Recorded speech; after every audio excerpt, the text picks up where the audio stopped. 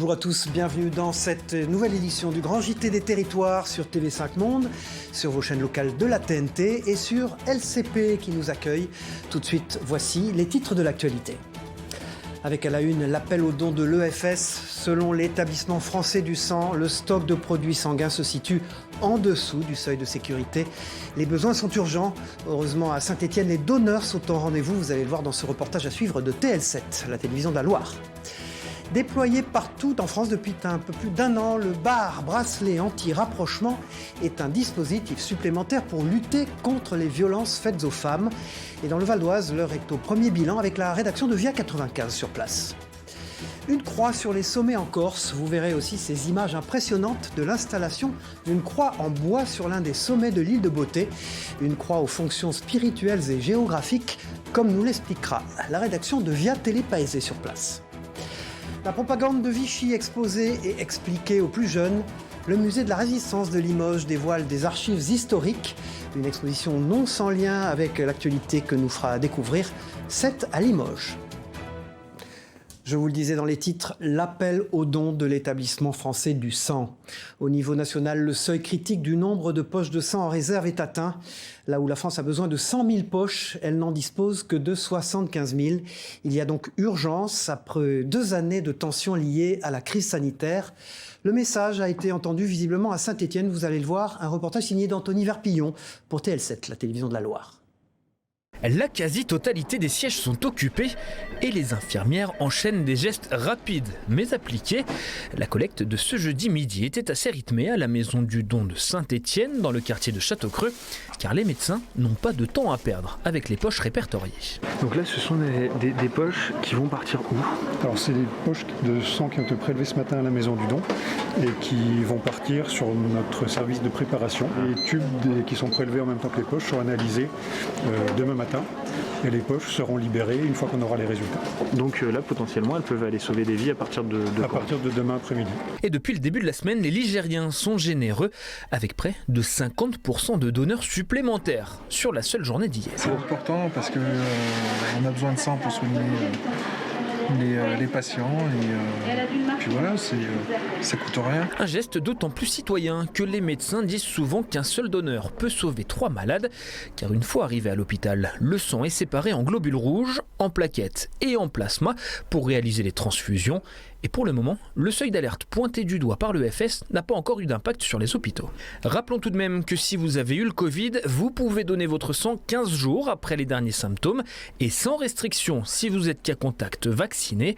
L'EFS qui appelle tout de même les donneurs à prendre rendez-vous sur le site qui s'affiche en bas de votre écran. Un jeu d'enfant pour certains, un parcours du combattant pour d'autres. Les nombreux candidats à l'élection présidentielle ont jusqu'au 4 mars prochain pour obtenir les fameux 500 parrainages synonymes de leur ticket d'entrée officiel pour la campagne. Alors si les gros candidats ont déjà leur signature ou sont en passe de le faire, les plus petits peinent aujourd'hui à les réunir. Un problème démocratique que tentent de régler certains maires des pays de Savoie. Un reportage de Luc Arouk pour la rédaction de 8 Mont-Blanc sur place. La dernière ligne droite est lancée pour la dizaine de candidats déclarés à la prochaine élection présidentielle.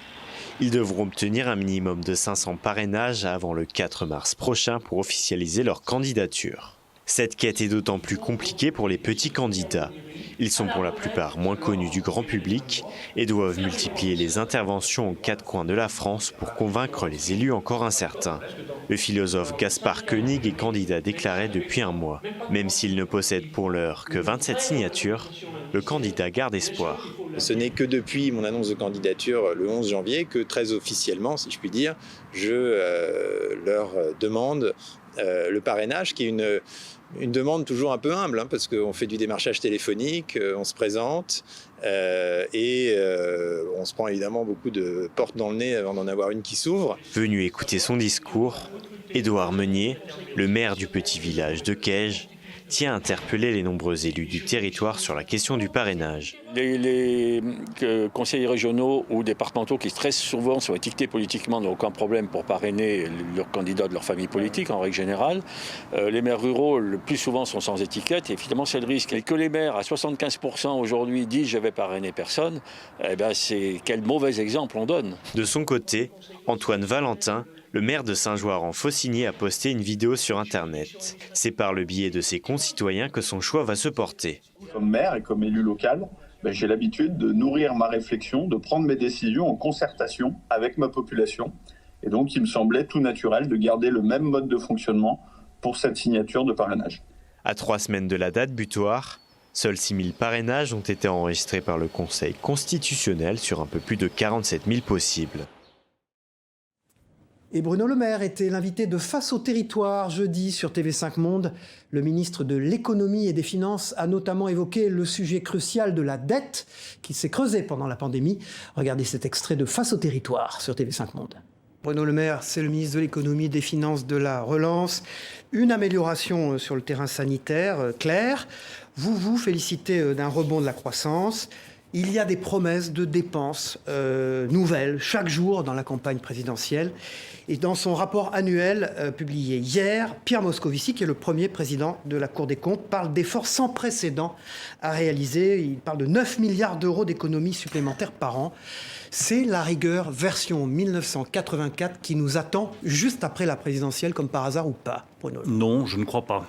Je partage l'appréciation de Pierre Moscovici, bien entendu, qu'il faut des finances ancien ministre publiques, de l'économie et des finances, il faut des finances publiques bien tenues. Mais je pense qu'il faut simplement prendre un petit peu de recul sur ce que nous avons fait et sur ce que nous voulons faire avec le président de la République. Nous avons rétabli les finances publiques, Cyril Viguier. Nous sommes revenus sous les 3% de déficit en 2018 et nous avons, avec cette majorité qui a le rétablissement des finances publiques dans son ADN, nous avons sorti la France de la procédure pour déficit excessif. Ensuite, nous avons eu une crise majeure et nous avons fait un choix stratégique avec Emmanuel Macron qui est de protéger les salariés et de protéger les entreprises. Ce choix-là, il a été bon économiquement, il a été bon socialement, il a été bon politiquement et il a été bon aussi pour nos finances publiques. Parce que c'est moins cher de protéger que de réparer les dégâts du chômage et le dégât des faillites. Il débutera la semaine prochaine. Le Salon de l'agriculture ouvrira ses portes le 26 février à Paris. Un rendez-vous incontournable, surtout en pleine année électorale, auquel ne pourront pas participer les agriculteurs martiniquais. En cause, les incertitudes liées au Covid. Précision et reportage de Jean-Marc Dabré pour Via ATV sur place en Martinique. Mesdames et messieurs, bienvenue au stand Martinique du Salon de l'Agriculture, bienvenue chez nous, venez découvrir notre production, Il s'y voyait déjà. Je vais vous parler du dashi. L'animateur habituel du stand Martinique au Salon de l'Agriculture de Paris attendait l'événement avec impatience. L'objectif, c'est de pouvoir capter l'attention des visiteurs et les faire rester sur leur stand pour qu'ils comprennent et qu'ils repartent plus riches en fait de notre Martinique. Mais cette année, la Chambre d'agriculture de Martinique ne sera pas présente à cet événement incontournable. Ça nous permet aussi de rencontrer soit des institutions et donc de parler de la production locale, soit d'autres partenaires potentiels, notamment sur la possibilité de certains marchés de niche et certaines productions qui peuvent être intéressantes. Donc ça peut malgré tout être un moment en fait de pourvoyeurs de business. La filière banane des Antilles, elle non plus, ne sera pas représentée. Une décision motivée par les risques liés à l'incertitude générée par la crise sanitaire. Tout le monde n'est pas son passe sanitaire. Et les groupements ne voulaient pas particulièrement endosser la responsabilité d'avoir autant de monde là-bas. Près de 350 000 € avaient été budgétisés pour le salon. Un investissement pour faire parler de la banane et de ses enjeux et qui pourra être réutilisé sur d'autres événements d'envergure nationale. On reste donc sponsor et partenaire sur le Marathon de Paris qui va avoir lieu début du mois d'avril. Et puis surtout, on aura effectivement donc le Tour de France où à l'occasion de cette prochaine édition et de ce partenariat qu'on a renouvelé en 2021 pour les 3 prochaines années. C'est la deuxième fois en 15 ans que la Martinique sera absente au Salon de l'Agriculture de Paris. L'année dernière, l'événement ne s'était pas tenu, toujours en raison de la crise sanitaire. C'est un outil de plus dans la protection des femmes victimes de violences. Le bracelet anti-rapprochement est déployé dans toute la France depuis plus d'1 an désormais.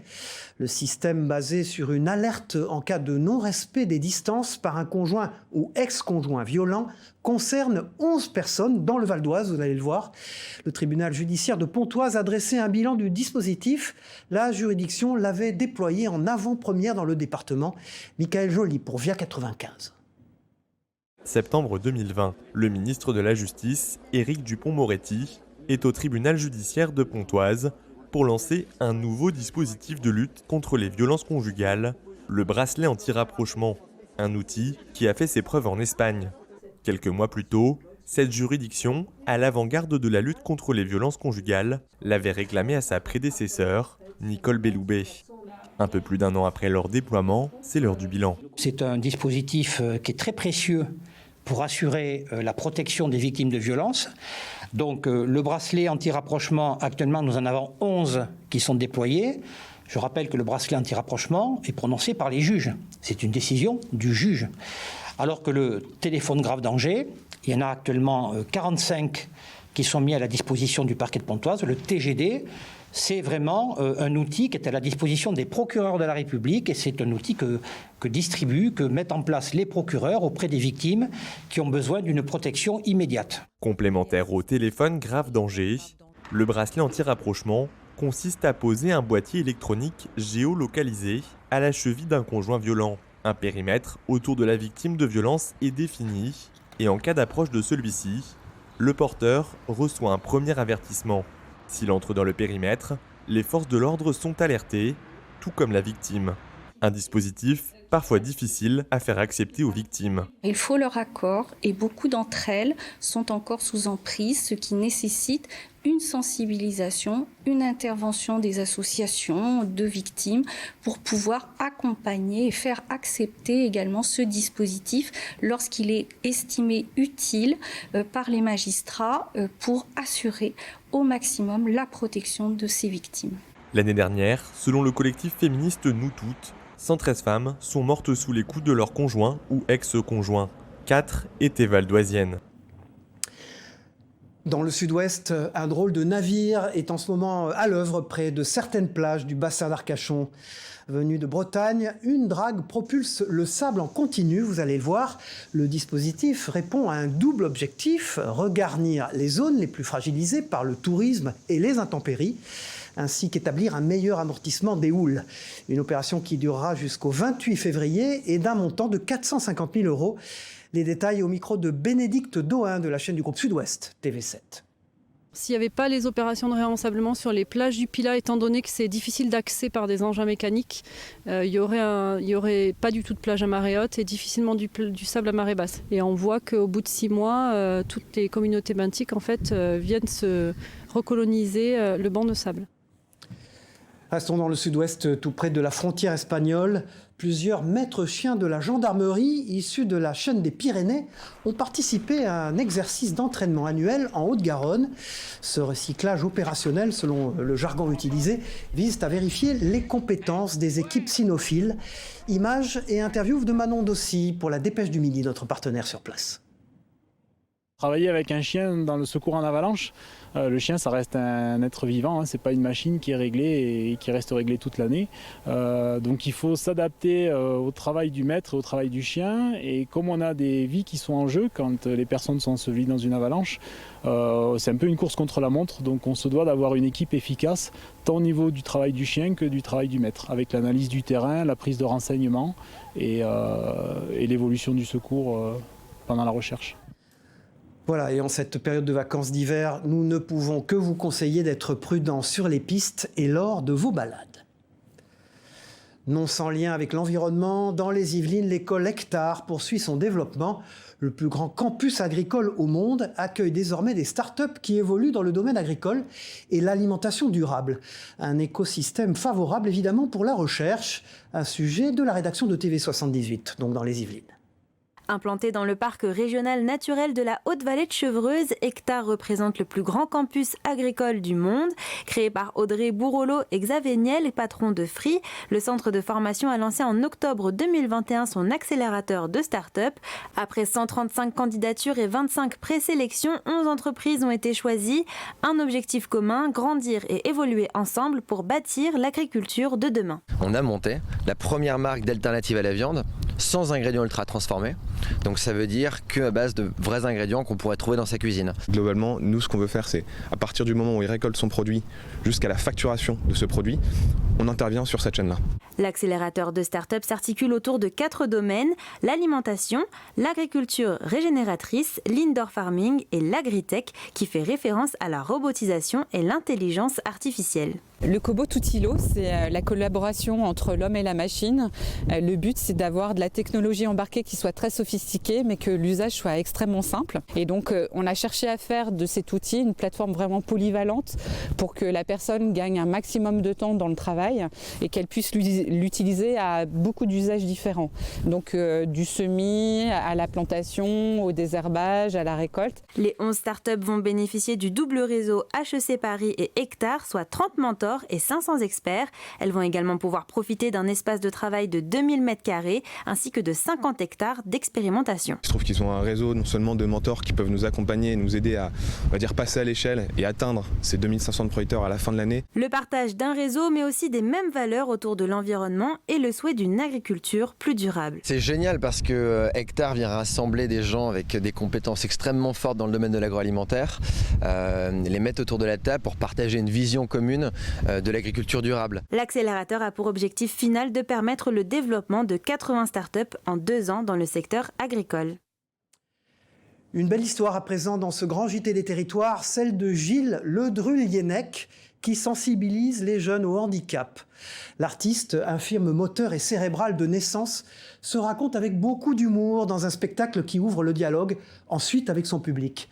Près du Mans, il s'est rendu dans un collège et Hélène Galliana pour LMTV Sarthe a assisté à cette belle rencontre. Regardez. Tu sais papa, quand je serai grand comme toi, tu sais ce que je ferai comme métier moi? Je serai moniteur de voile. Et il l'a fait. Gilles Ledru-Lienec est le seul moniteur de voile handicapé de France. Il est venu ce vendredi raconter son histoire devant une centaine de sixièmes. L'objectif du spectacle, c'est de changer le regard. C'est qu'au départ, quand il découvre sur scène, il va quelqu'un d'handicapé, donc il ne sait pas si je suis handicapé mental ou moteur. Et comme je raconte tout mon parcours, au fur et à mesure de mon histoire, il rentre dans ma vie et il découvre qu'un homme comme moi a pu conduire, puis être de brevet d'État, puis papa.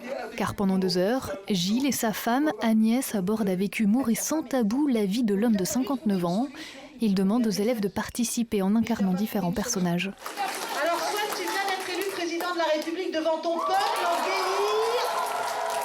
Quand ils essayent de vivre dans leur corps, ils ressentent mieux les choses.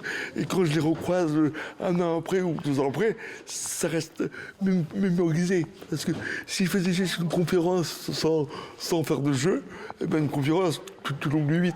Alors que là, je retrouve des enfants qui grandissent et qui me reconnaissent. Ah Gilles, tout ce que tu as dit, c'est resté gravé en moi. Et le message semble passer.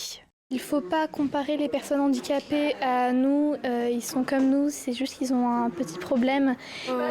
L'handicapé, c'est différent des autres et ça peut faire des exploits. En plus, moi je suis dyslexique aussi, donc du coup j'ai un handicap. Mais donc oui, je sais qu'on peut aller jusqu'au bout de ses rêves. C'est important que les jeunes soient sensibilisés. On vit dans une société qui n'est pas toujours facile et du coup qui ne montre pas forcément toujours des belles choses. Nous, c'est important de leur montrer que oui, on peut avoir un handicap et réussir dans la vie, faire des belles choses. Et Gilles est quand même un personnage assez particulier qui est touchant. Et ça devient vite une mascotte.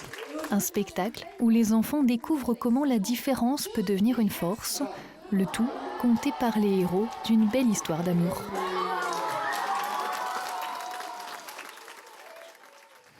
Des images impressionnantes et tout en hauteur dans ce journal maintenant. Elles nous viennent de Corse, entre l'île Rousse et Calvi. Le mont Saint-Ange, qui culmine à 562 mètres, s'est habillé cette semaine d'une nouvelle croix sommitale. Une imposante croix en bois pour délimiter les frontières entre 2 communes. Une opération rare, autant spirituelle que géographique et sportive, racontée au micro de Franco Farsetti et de Jean Colonna de Via Tele Paese sur place. On peut s'apercevoir que dans tous les sommets de Corse, il y a une croix. Et moi, j'ai demandé un petit peu à nos anciens, du côté de Calagouche, j'ai demandé pourquoi une croix. Alors, on m'a répondu, peut-être c'est vrai, c'est pas vrai, j'en sais rien. Mais on me disait que la première des choses, c'était la croyance en Corse. Et c'était une délimitation de tes territoires quand ils passaient avec les troupeaux. L'installation de cette croix, aujourd'hui, elle est quand même symbolique. Parce qu'on voit toute la jeunesse qui est là aujourd'hui, la jeunesse et d'autres, mais c'est très important parce que je le répète, ce site est symbolique, avec un village de chaque côté, un couvent de chaque côté, donc c'était très important de la commune aujourd'hui s'est représentée lors de cette manifestation. Au pays de Redon, à mi-chemin entre Rennes et Nantes, les maisons éclusières vont bientôt connaître une nouvelle vie. C'est en tout cas le souhait des collectivités bretonnes qui viennent de lancer un appel à projet pour transformer 4 de ces maisons actuellement inoccupées. L'objectif, proposer des activités touristiques dans un cadre bucolique. Un reportage de Claire Villalon pour TVR à Rennes. À Saint-Vincent-sur-Oust, sur les bords du canal de Nantes à Brest, la maison éclusière attend sa métamorphose. Alors nous voici devant l'écluse de la Maclée et devant cette maison éclusière. Donc c'est une des 3 maisons propriété de la région Bretagne que l'on souhaite mettre à disposition de tout porteur de projet. Redon Agglomération et la région Bretagne proposent de transformer les 80 mètres carrés. Le but de cet appel à projet, apporter de nouvelles activités dans 4 maisons situées le long du chemin de halage. L'idée c'est de structurer ce tourisme, d'apporter du service aux randonneurs. Chacun a besoin de regonfler son vélo, de pouvoir se nourrir, s'héberger, trouver un pique-nique. Guinguettes, location de vélo ou hébergement, toutes les idées sont les bienvenues. À Avessac, par exemple, le gîte d'étape aimerait bien compléter son offre.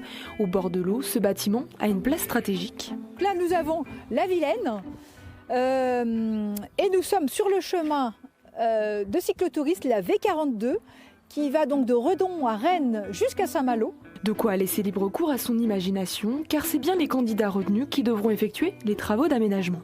La région Bretagne les met en clos couvert, c'est-à-dire huisserie, menuiserie, toiture prête, en fait, la coque extérieure, et à charge de chaque porteur de projet d'aménager l'intérieur à ses frais. Depuis le début de l'appel à projet, 60 dossiers ont déjà été demandés. Fin des candidatures, le 29 août prochain. Après le sculpteur sur pierre, le joaillier, le ferronnier et bien d'autres encore, La Poste vient de lancer un nouveau timbre dans sa série consacrée aux métiers d'art. Mise à l'honneur cette fois-ci, l'activité de luthier.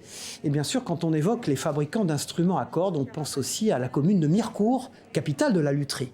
C'est dans cette ville, logiquement, que La Poste a présenté ses nouveaux timbres aux collectionneurs. Ils étaient nombreux pour l'occasion.